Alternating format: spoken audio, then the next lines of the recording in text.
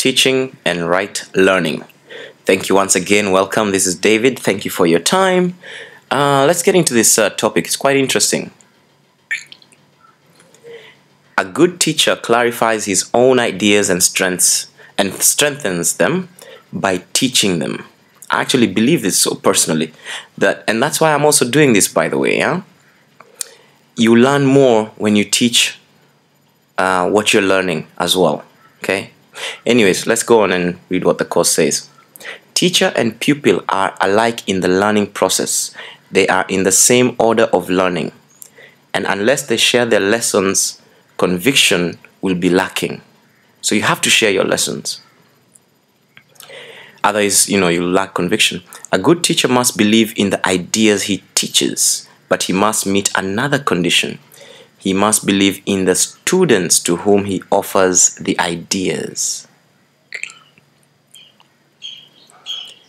Many stand guard over their ideas because they want to protect their thought systems as they are. And learning means change. Change is always fearful to the separated because they cannot conceive of it as a move towards healing the separation. They always perceive it as a move towards further separation because the separation was their first experience of change. This is very important for us right here, okay?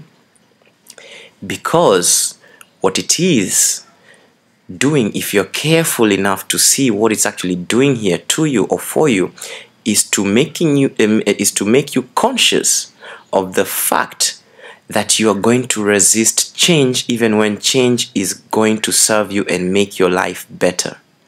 You're going to fight against it even though you're being taken to a better place. And by making you aware of this, then you can at least relax. You'll at least be familiar with the feelings you're having when you feel the resistance coming up.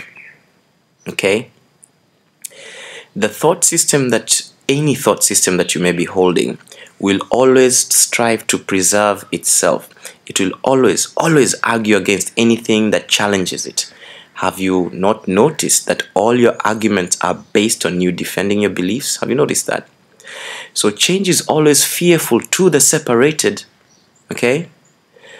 Because remember, before the separation, if you want to put it that way, before the separation, there was no such thing as change because there was only one, you see?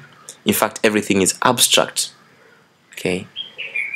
Abstract things don't change. Concepts such as knowledge, love, everything are full, whole, eternal, and, they're not concrete separate objects, so there is no such concept as change in that level. So the very first experience of change happened at the separation. And therefore, all experiences of change to the separated ones has been towards further separation. And not only that, change also keeps challenging the thought system of separation. Therefore, the change towards healing will still appear to be threatening to you. So it's good to know that, so that you can be aware that even if your self-defense mechanisms kick in, you can calmly tell them, relax, thank you, I know you're freaking out, but it's okay, this is a good change. Okay, let's keep going. You believe that if you allow no change to enter into your ego, you will find peace. This profound confusion is possible only if you maintain that the same thought system can stand on two foundations. In other words, if you think that the idea of separation can stand on peace and chaos, then you're totally confused, because it can only stand on one. It cannot stand on both peace and chaos. And as we know, separation stands on chaos. So the idea that you'll find peace by denying change is confusion.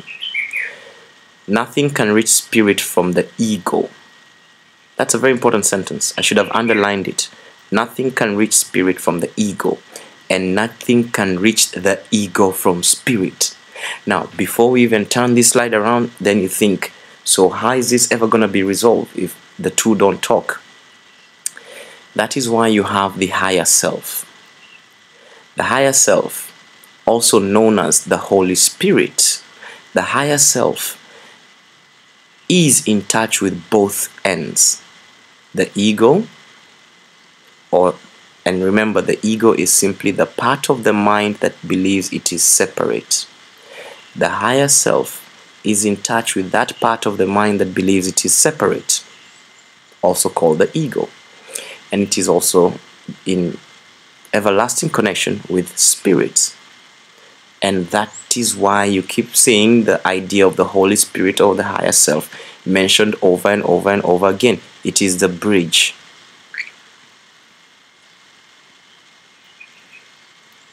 Spirit can neither strengthen the ego nor reduce the conflict within it. See? So, spirit cannot really reduce the conflict within the ego because it doesn't even see it. The ego is a contradiction. Yourself and your creator's self are in opposition. They are opposed in source. And remember, when we say yourself and your creator's self are in opposition, one of these selves is false. The creator's self obviously is not false, it's true, it's real, it's a fact. It is fact. Now, yourself is simply an image you've made up from the level of ego, which means the part of the mind that believes it is separate. It is simply a part that believes it's separate. It is not a separated mind. There is no such thing as a separated mind. But it can hold a belief that it is separate. This is what we're calling the self. In fact, we can call it the false self. Anyways, you and your creator self are in opposition. They are opposed in source, in direction, and in outcome. Okay? Completely. Their source, their foundation. One, the source is the creator, and the other one, the source is the mind holding the false idea of separation. In direction, we can see obviously that direction is opposite, and in the outcome, one, the outcome is peace and abundance, the other one is separation and scarcity and the usual, and fear, of course. They are fundamentally irreconcilable because spirit cannot perceive spirit cannot perceive. Remember, it can only vision and know, and the ego cannot know, it can only perceive. They are therefore not in communication. Do you see why now they're not in communication? One perceives, the other one knows. They are therefore not in communication and can never be in communication. Nevertheless, the ego can learn, even though its maker can be misguided. He cannot, however, make the totally lifeless out of the life given.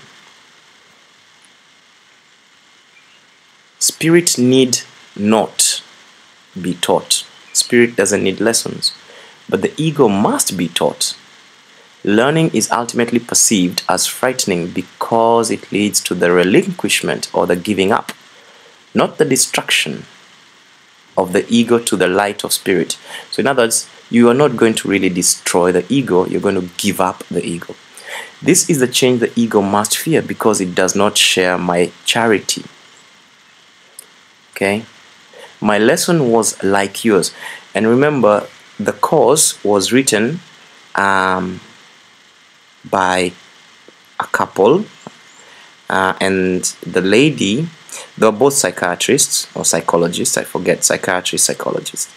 But anyways, the lady actually, you could say, channeled this material. You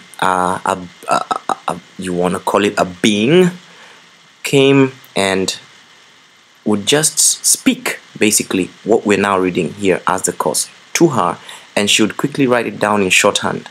She was just sort of like a medium, a channel, just writing what she hears. And this being said or claimed to be Jesus. And remember, Jesus is a personality, you could say, but Christ is not the personality. You understand? Christ is the awakened consciousness. Okay? And it does not belong to Jesus. It is, all of us are Christ asleep, you could say. We're all Christ's asleep. Okay?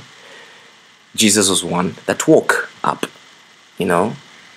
And so when you see sentences such as my and I in this course, I'm just reminding you, I'm sure you probably know this by now, you can always just take it to mean that it is so Jesus, but it doesn't really matter really, okay? But let's go on. So what I mean by it doesn't really matter is that you don't have to be Christian, all right? This is not a Christian thing. You don't have to even believe in Christianity as such, okay? For example, I'm not a Christian. So I just wanted to clarify that here, because now you can see this paragraph is going a lot into the my and I and everything. So anyways, my lesson was like yours. In other words, Jesus is saying, I was just like you. I went through the same lessons as you. And because I learned it, I can teach it. I will never attack your ego, but I'm trying to teach you how its thought system arose. When I remind you of your true creation, your ego cannot but respond with fear. Teaching and learning are your greatest strengths now, because they enable you to change your mind and help others to change theirs. Okay? Refusing to change your mind will not prove that the separation has not occurred. It's another useless journey. The dreamer who doubts the reality of his dream while he is still dreaming is not really healing his split mind. Okay? Even if you are here, okay, and you have a feeling that this is all a dream, and you even doubt that this is reality, and you walk around telling everyone, hey, we're just living in a dream, okay, and you are still dreaming, and you're not doing anything to heal that split mind that is causing the dreaming, then it makes no difference. That's what it's saying. You dream of a separated ego and believe in a world that rests upon it. A separated ego and a world that rests upon it. This is very real to you, this separated ego and the world that rests upon it. You cannot undo it by not changing your mind about it. If you're willing to renounce the role of guardian of your thought system and open it to me, I will correct it very gently and lead you back to your creator. That's important. You cannot undo it if you refuse to change your mind about it. And so you have to be willing to let go of and stop protecting your thought system. Hand it over to the one who knows, to the Holy Spirit, or to Jesus, or whatever it is that you feel comfortable with. And, you know, the minute you let go and ask that you will be led, you will be gently led into the remembering. Every good teacher hopes to give his students so much of his own learning that they will one day no longer need him. This is the one true goal of the teacher. It is impossible to convince the ego of this because it goes against all of its own laws. But remember that laws are set up to protect the continuity of the system in which the lawmaker believes. Do you see? You cannot convince the ego that we're doing the right thing. Forget about that.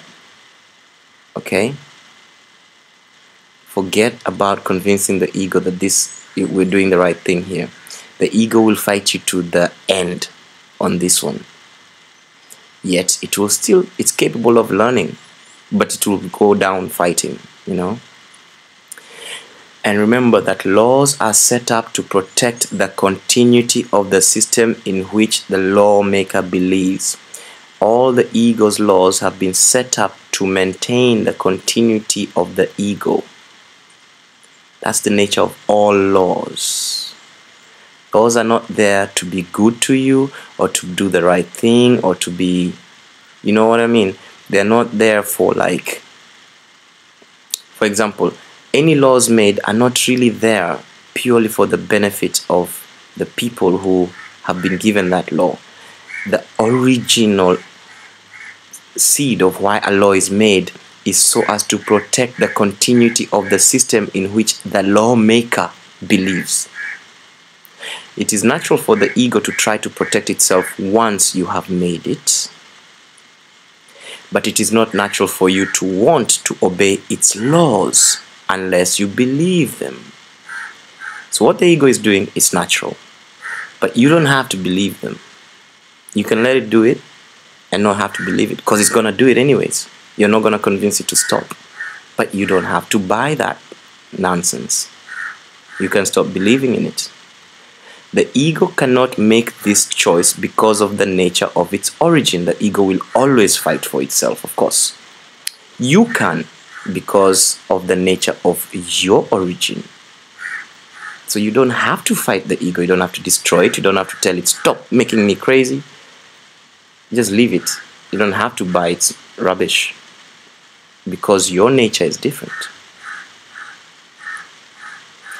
Egos can clash in any situation, but spirit cannot clash at all. If you perceive a teacher as merely a larger ego, you will be afraid, because to enlarge an ego would be to increase anxiety about separation. I will teach with you and live with you if you will think with me. But my goal will always be to absolve you finally from the need for a teacher. This is the opposite of the ego-oriented teacher's goal. He is concerned with the effect of his ego on other egos, and therefore interprets their interaction as a means of ego preservation.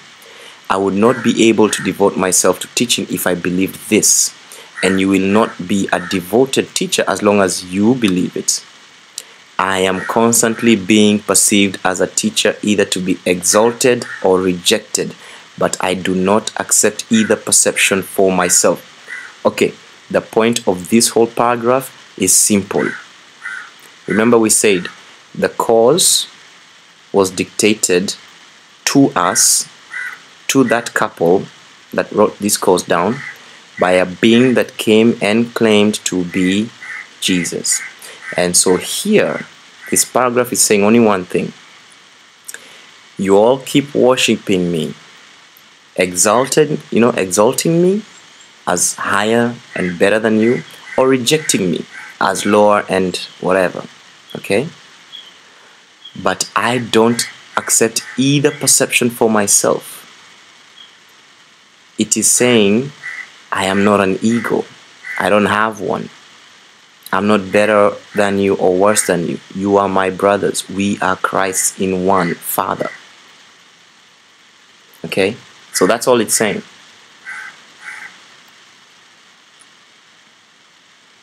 Your worth is not established by teaching or learning. Your worth is established by your Creator. As long as you dispute this, everything you do will be fearful, particularly any creation that lends itself to the belief in superiority or inferiority. Okay? So your worth is established by the Creator, but as long as you refuse that, yeah, then everything you do will be fearful. Okay? Especially in situations where the belief in superiority or inferiority kick in. Okay? Teachers must be patient and repeat their lessons until they are learned. I am willing to do this because I have no right to set your learning limits for you. Again, nothing you do or think or wish or make is necessary to establish your worth. Okay? This point is not debatable except in delusions. Nothing you do or think or wish or make is necessary to establish your worth. In other words, you're of perfect worth, and there is nothing that can take away that or add to it. It is already perfect. Your worth. Okay? Your ego is never at stake because God did not create it. Your spirit is never at stake because He did. Okay? This brings us back to that original sentence you find at the beginning of A Course in Miracles. It says, nothing real can be threatened. That sentence comes here. Your spirit is never at stake because He did, because the Creator created it. Nothing real can be threatened. And then the sentence also goes, nothing unreal exists. Again, the sentence for that can be replaced by, your ego is never at stake because the Creator did not create it. Nothing unreal exists. Nothing real can be threatened. Therein lies the peace of the Creator. And here it says, any confusion on this point is delusional, and no form of devotion is possible as long as this delusion lasts. Okay? So it's saying, please get that point over and over and over again until you have established it inside and you've gotten rid of that delusion.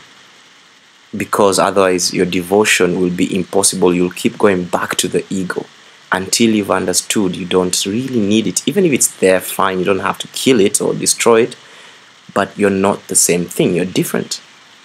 You and the ego are not the same. The ego tries to exploit all situations into forms of praise for itself in order to overcome its doubts. It will remain doubtful as long as you believe in its existence. You who made it cannot trust it, because in your right mind you realize it is not real. It's funny, we don't trust ourselves in that sense. The only sane solution is not to try to change reality, which is indeed a fearful attempt, but to accept it as it is. You are part of reality which stands unchanged beyond the reach of your ego, but within easy reach of spirit. When you are afraid, be still and know that your Creator is real, and you are His beloved Son, in whom He is well pleased. Do not let your ego dispute this, because the ego cannot know what is as far beyond its reach as you are. What it's saying is this: you are spirit, ego is not. Your ego cannot even reach you. You see, it can't. Okay? So don't identify you who are spirit, the extension of the Creator. Don't confuse you, who you really are, with this false idea of a separated self, which is what ego is. Don't mix those two up. Yeah? And the ego will always remain doubtful, because it knows as well, you know. And the only way to get out of that whole, chicken and egg cycle trap is to not try to change reality. Stop trying to change reality, because that's what ego does. Okay? And that's a fearful attempt. Accept it as it is. God is not the author of fear. You are. You have chosen to create unlike Him, and have therefore made fear for yourself. You are not at peace because you are not fulfilling your function. God gave you a very lofty function that you are not meeting. Your ego has chosen to be afraid instead of meeting that function. When you awaken, you will not be able to understand this. Like, what were you doing? It's going to surprise you. You'll be thinking, what were you doing? You're not going to be able to understand this because it is literally incredible. You're actually going to think, how crazy was I? How on earth did I end up there? Okay? Do not believe the incredible now. Any attempt to increase its believableness is merely to postpone the inevitable.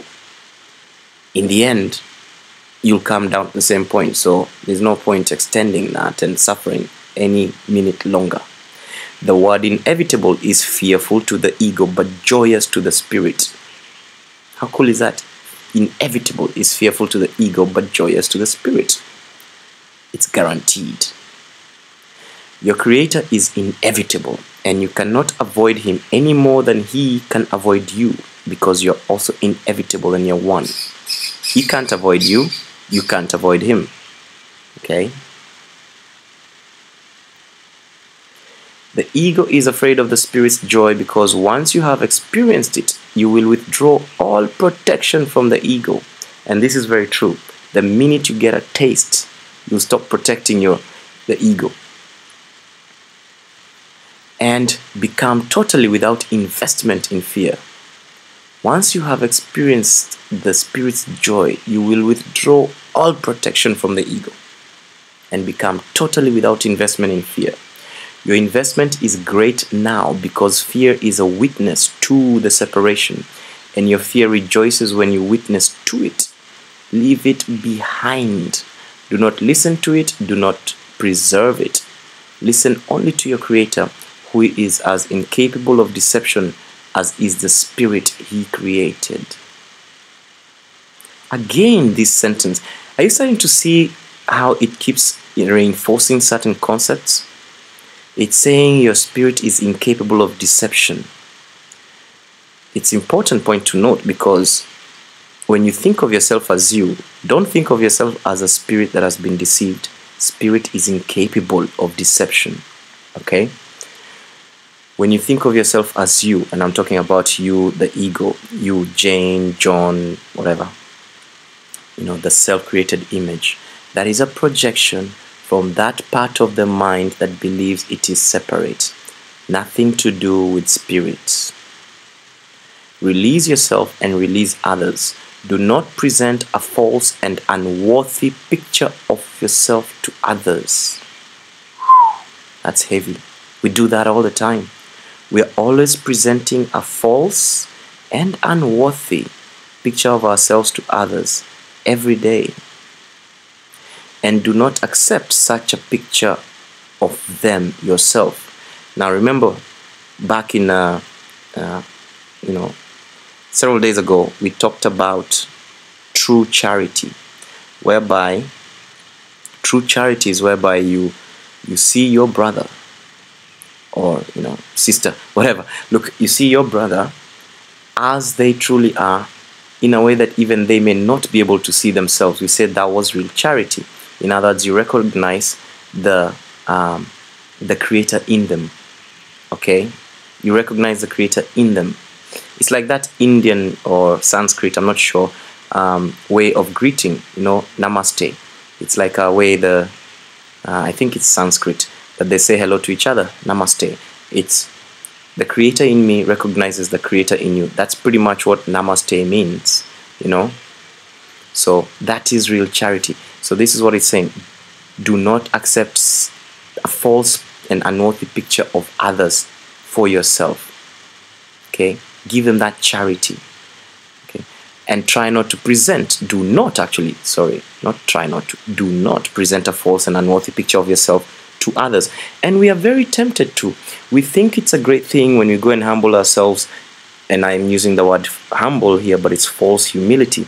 When we go and tell others, oh yeah, I'm so terrible at this, I'm just such a useless guy, can't get anything right. And we think that's cool because we think we're kind of like, being cool and funny, like by saying how silly we are and stuff, that ain't cool.